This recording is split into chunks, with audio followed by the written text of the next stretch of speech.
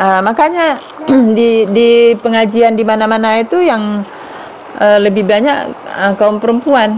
Tapi pengikut Dajjal juga banyak perempuan. Seperti ini, pada akhir jam itu perbandingan laki-laki dengan perempuan itu 1:50.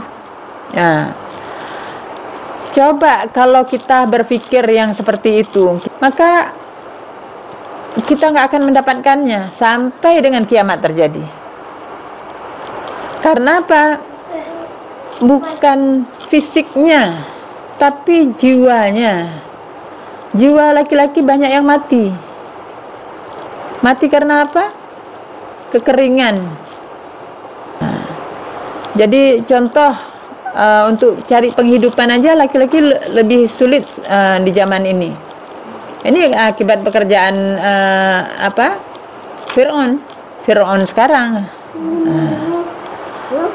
Ya, itu salah satu juga pekerjaannya. Jadi banyak laki-laki yang dalam hal agama yang sekarang banyak bergerak perempuan kan di mana-mana. Nah, ini kondisi.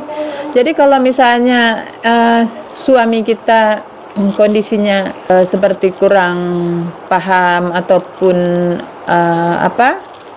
tentang agama, ya dimaklumi. Ini yang Allah pasangkan. Kalau dia misalnya lebih, ini juga rahmat dari Allah, disyukuri.